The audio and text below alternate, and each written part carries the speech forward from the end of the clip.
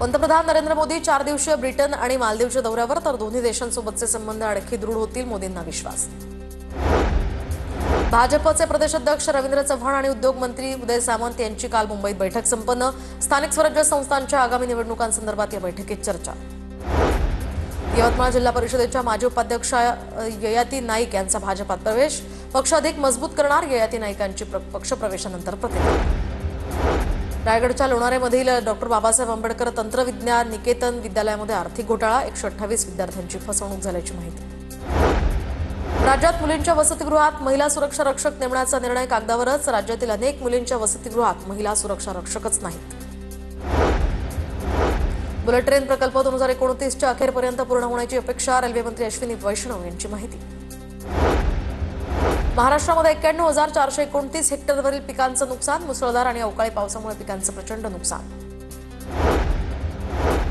E posh मशीनच्या network समस्येमुळे ration दुकानदार त्रस्त, तांत्रिक अडचणींमुळे ग्राहकांचा गोंधळ, रेशन दुकानदारांकडून ऑफलाईन धान्य वितरण करण्याची परवानगी देण्याची मागणी.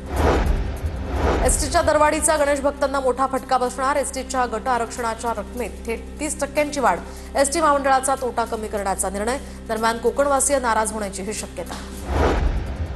एमबीबीएसच्या प्रवेशाचं वेळापत्रक जाहीर, खासगी विनाअनुदानित वैद्यकीय महाविद्यालयांमध्ये आता 10% ईडब्ल्यूएस कोटा, होतकरू विद्यार्थ्यांना यामुळे दिलासा. ठाण्यामध्ये जामिनावर सुटलेल्या आरोपीची मिरवणूक काढणाऱ्यांची पोलिसांनी धिंड काढली, दहशत माजवणाऱ्या गुन्हेगारांच्या मुसक्या आवळल्या. उल्हासनगरच्या रमाबाई टेकडी या परिसरातली घटना. मुंबईमध्ये 2024मध्ये लोकल रेल्वे मार्गावर 2,282 जणांचा मृत्यू, दररोज सरासरी 6 ते 7 जणांचा मृत्यू होतो, रेल्वे मंत्री अश्विनी वैष्णव यांची माहिती. राज्यातील गृहनिर्माण क्षेत्रात 70,000 कोटींची गुंतवणूक, गृहनिर्माण प्रकल्पांसाठी राज्यस्तरीय माहिती पोर्टलची निर्मिती केली जाणार. पुढील 5 वर्षात 35 लाख घरं बांधण्याचं लक्ष्य. म्हाडाची 20%तील घरं स्वस्त, ग्राहकांच्या तक्रारीवरून अखेर खासगी विकासकांच्या मनमानीला चाप. मुंबईच्या जे रुग्णालयातील निवासी डॉक्टरांचं आंदोलन, बालरोग विभाग प्रमुखांच्या त्रासाला कंटाळल्याचा निवासी डॉक्टरांचा आरोप. वैद्यकीय शिक्षण विभागानं निवासी डॉक्टरांच्या आंदोलनाची दखल घेतली. आंदोलन सुरूच ठेवून नियमित सेवा करण्याचा निवासी डॉक्टरांचा निर्णय.